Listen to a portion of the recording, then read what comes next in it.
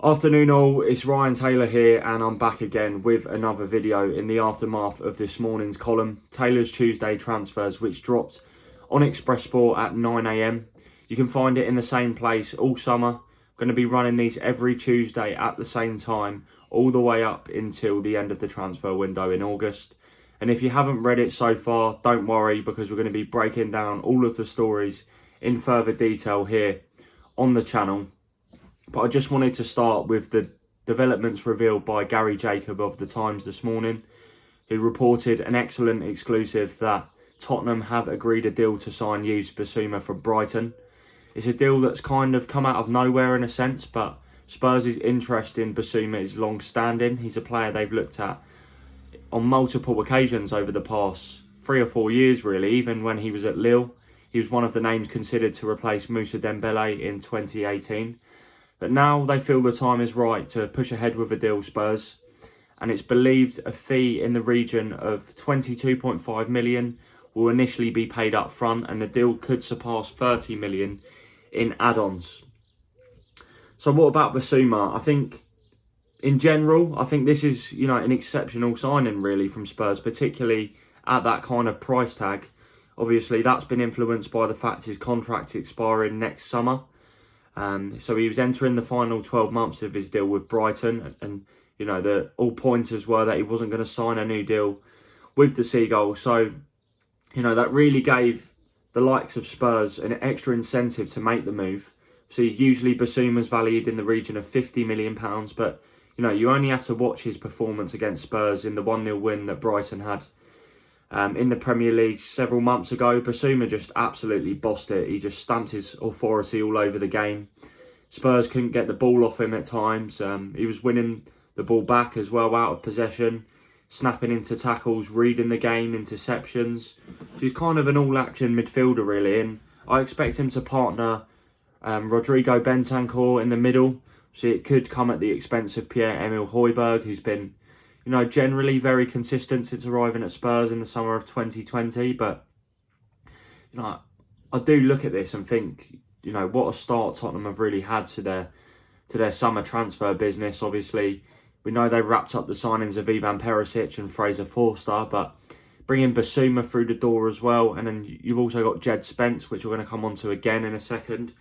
But, if you can get all those 4 signings across the line for sort of just under £50 million, £40 million, you're looking at, incredible business, really. 4 strong signings that are generally going to lift the place, going to improve the squad.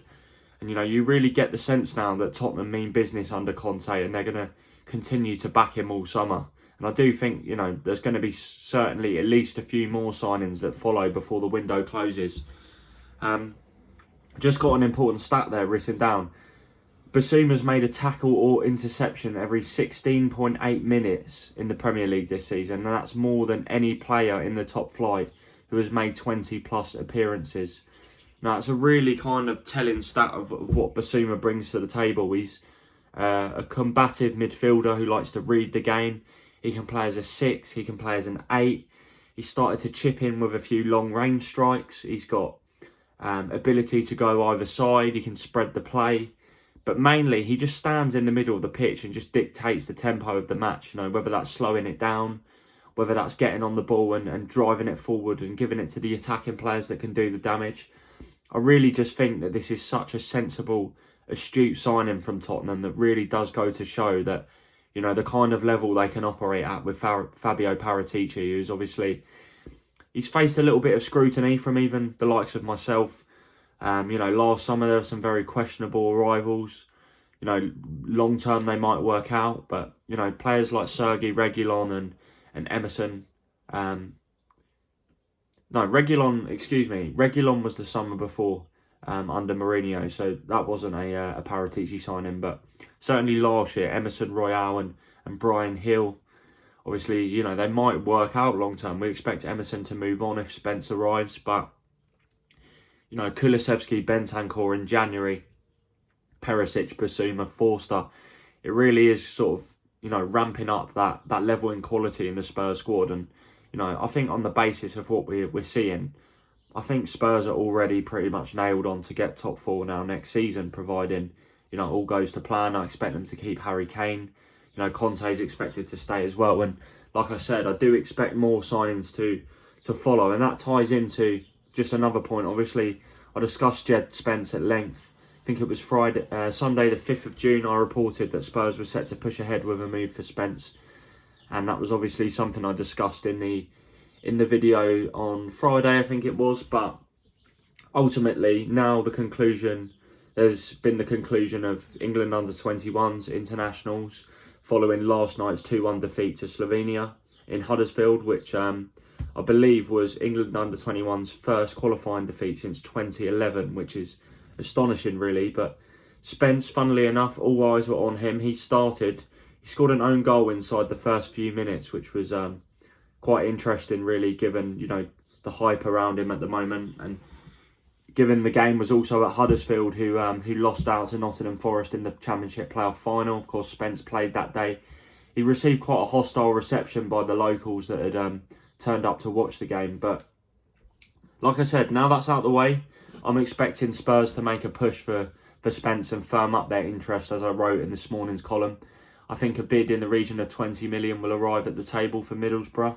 I think that'll be enough to seal an agreement, but obviously we don't know. We don't know what Middlesbrough will do. They might, given the clubs that are interested, there are other teams, the likes of Brentford, and there has been interest from abroad as well. Obviously Forest want to take him on a permanent move. Middlesbrough could, you know, sort of try and haggle for that extra 5 million that would obviously, you know, go a long way in the Championship. You know, Middlesbrough had a disappointing end to the season after missing out just on the playoffs. But they'll be looking to reinvest that Spence figure straight into the squad. So yeah, I do expect Spurs now to make that bid for Spence. I know I kind of sound like a broken record on that front, but you know, it really is a deal that has been widely approved by the hierarchy at Tottenham. You know, Spence is young, he's English, he ticks the homegrown box for the quota. He also plays at right wing back, which is of huge benefit to Conte, who plays that 3-4-3 system. And, you know, he's got enormous potential. I think he's already showcased that he's capable of playing in the Premier League.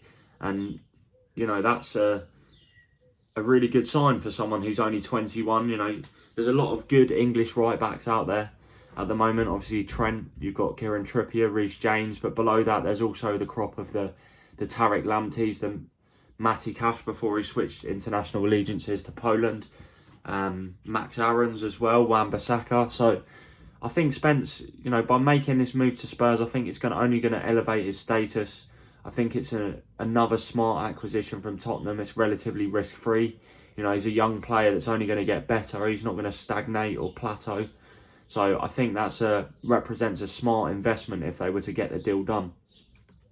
I just wanted to touch upon as well the game of Steven Bergwijn poker that's currently going on between Tottenham and Ajax.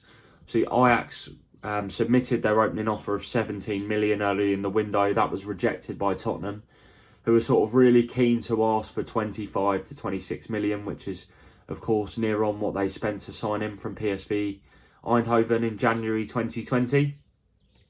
Bergwijn's quite a funny one, really. You know, obviously we saw what an incredible debut he had against Manchester City when he scored the stunner just before COVID times, and you know, it looked really promising for him. Even sort of after lockdown, when Project Restart started, he was playing under Jose Mourinho. He scored against Manchester United, but for one reason or another, it just hasn't worked out. And you know, I thought the 2 goals at Leicester early in the season in January, I think it was, when he netted 2 times in stoppage time to win all 3 points for Tottenham in one of the most incredible games I've literally ever seen. I thought that could prove to be the turning point. He looked destined to leave in January, but it didn't happen. And yeah, it just hasn't worked out for Bergwijn. I think, you know, we've seen at international level what a good player he is, and you know, that's been translated by the fact that Louis van Gaal's continued to pick him even though he doesn't play for Tottenham. Yet with Gini Wijnaldum, who's out of form and has been the beating heartbeat of Holland's team, he doesn't get in the squad. So, you know, that just goes to show how highly rated Bergwijn is by, you know, people in his homeland, and he wants to maximise his chances of getting in the World Cup squad for Qatar later this year. And ultimately, that is going to be by leaving Spurs. And, you know, he's already said that he wants to leave the club. There are several clubs interested. There are other interested clubs other than Ajax now, which is why the Dutch champions need to be careful if they want to get that one over the line. And they're kind of, like I said, haggling over that they need to meet Spurs in the middle, really, and really test their resolve with an offer of 22 to 23 million. I think, personally, Tottenham will take that. You know, they want to clear out the deck so they can reinvest money. From what we've seen, we know they're going to target another forward. Alan St-Maximin and Richarlison are the two names of interest at the moment. The interesting elements of the Richarlison links are that Everton have also been earmarked as potential suitors for Bergwijn. So, you know, that presents the hypothetical idea of a potential swap deal. I know Lucas Moura is another player that's been linked with Everton, and so is Harry Winks. So, you know, there is potentially leverage for Spurs to try and do something there involving the deadwood they want to offload. I understand Moura wants to stay and fulfil the final 2 years of his contract with Spurs. It's quite a lucrative salary he's on. Not sure he'd probably get that elsewhere unless he went to the MLS or the Far East or the Middle East. So, yeah, it'll be interesting to see what happens with these kind of players that are facing uncertain futures, the likes of Bergwijn and Moura, even Winks. You know, Spurs need to find buyers for them as soon as possible, really, just to clear up and free up those spots in the squad that will allow them to strengthen on a greater basis. Just wanted to touch on now Levi Colwill, who obviously, much like Spence, had an excellent season on loan in the Championship with Huddersfield. He's a Chelsea, one of the stars of Chelsea's academy at the moment, 19-year-old defender who's been excellent while away in Yorkshire with Huddersfield. Obviously, they fell just short in the end in their push for promotion. But now Colwill looks destined to play in the Premier League next season. And as I wrote in my column this morning, Frank Lampard is very much interested in taking him to Everton next season. He's not the only club, or Everton are not the only club interested in signing him. There's also Southampton, Leicester, Fulham, Brighton, even Arsenal have reportedly taken a look at Colwill because he's that highly rated. The interesting kind of element to this is that Thomas Tuchel has decided he wants to look at the likes of Colwill, Gallagher, Armando Broja and Billy Gilmour in pre-season before deciding what he'll do. Obviously, Chelsea are yet to make any signings because of the problems they've been sort of dealing with and navigating in terms of their takeover. Obviously, they now have the green light to make signings should they wish to. But, you know, these are four players with potentially huge futures. You know, even at Chelsea, we saw how good Conor Gallagher was last season on loan at Crystal Palace. He's now, you know, a regular in Gareth Southgate's England squad in the past sort of 6 months. Gilmour is one that kind of flattered to deceive at Norwich, but I know there's also interest from Lampard. Broja as well, you know, we saw what he done at Southampton last season in spells of how good he could potentially be. But the Everton can only loan one player from each Premier League club, so they will have to select wisely which Chelsea player they go for, because there's interest in, you know, a vast range of those, including Gallagher and Gilmour. But Colwill is one that Lampard's willing to throw his hat into the ring for, whether that's on loan or a permanent basis. Everton are kind of looking to reshape and remould their defensive options.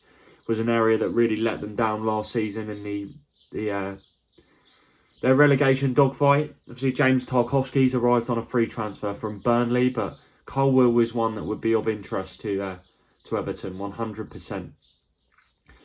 Just moving on now slightly, we've got the news that Arsenal are becoming increasingly frustrated with Fiorentina and Lucas Torreira. Last year, Fiorentina struck an agreement to take the player on loan for last season, and Torreira was excellent. He won 3 Player of the Month awards in Florence, and he looked almost certain to make the permanent move to Fiorentina, but their finances have been limited, and instead of agreeing to pay the 13 million option to buy, they're trying to haggle and get a cheaper deal, and they've offered Arsenal around £6 to £7 million for the Uruguayan, who is out of contract next summer, I believe. So Arsenal are looking to sell But the Gunners are kind of annoyed because, you know, the kind of cheek of Fiorentina really here. You know, Torreira's had an excellent season in Florence, and yet they're still trying to get him for you know, around half about what was initially agreed last summer. So Arsenal want that option to buy. Honoured. I don't think they're prepared to accept lowball offers. Obviously, if Fiorentina were to up their offer to around about 10 million, it might see them alter their stance. Torreira's come out and spoken publicly about the move. He says, my idea is to stay at Fiorentina, but if a move doesn't happen, I'll search for a club where I can play regularly. I'm not thinking about anything at the moment. I want to rest a little because it was a busy season. I'll meet my agent at the right time and we'll make the best decision. I don't expect there to be a way back for Torreira at Arsenal, even though we've seen the likes of El Neni and Nketiah reignite their careers in the past few months. His number 11 shirt's been given to Gabriel Martinelli. So he's kind of moved on now, Torreira. There's a feeling that, you know, Arsenal kind of need to sell these fringe players, the likes of Hector Bellerin and Ainsley Maitland-Niles, in order to bolster their transfer kitty. So I don't expect there to be any way back for Torreira, but there should be interest from other clubs in Italy as well, given, you know, what an impressive campaign he had with in Serie A with Fiorentina. So it'll be interesting to see how that one moves and develops. Elsewhere, I just wanted to touch upon Fulham's deal to sign Thomas Strakosha, the Albanian international goalkeeper from Lazio. The move eventually broke down. It was close at one point, once it was confirmed that Strakosha was leaving Lazio. But the reason the deal collapsed was partially because of the involvement of Pini Zahavi, who represents Strakosha. Now, he was working on Fulham's deal to sign Shakhtar winger Manor Solomon with fellow representative Shlomi Ben Ezra. He's an Israeli agent as well. And the deal was very much on course to be completed for 6.4 million in April, when Shakhtar were also going to get 15% of future profits. But the deal stalled due to disagreements behind the scenes with the structure of the deal and certain aspects of the transfer. And it was on the risk of collapse, but Fulham have now reignited that. However, prior to that, Zahavi, who was obviously working on the Solomon deal as well, it's believed tension soured behind the scenes between the two parties, and now Strakosha's kind of considering other options as well. The same applies to Fulham, who remain in talks with Arsenal over a deal for Bernd Leno. He remains a player of interest to them, Strakosha, but it's nowhere near as close as what's been reported recently in the past few days. And I do believe Leno is their priority goalkeeper target now. So, yeah, that was the reason that the Strakosha move sort of failed to get off the ground. Newcastle, interestingly, were another team that looked at Strakosha, but he won't be short of options as he continues to weigh up what he does next. And just finally, I wanted to touch on Aston Villa. I wrote in my column this morning that following Steven Gerrard's former assistant Michael Beale's appointment at QPR, Villa will look to lean on him, and they'll prioritise loaning their younger players to QPR over other clubs, because obviously, you know, Michael Beale's style of play in football is obviously going to be largely centred around and inspired by the work he's done with Gerrard at both Rangers and Villa. That's an interesting appointment, really. I think Michael Beale's rated really highly. I've mentioned it before, but sort of Emi Martinez was saying how he was pretty much a second manager at Villa. He'd done all the team talks, all the training sessions, team meetings. So he was like pretty much, although he was Gerrard's number 2, he was very much like his own manager in his own right.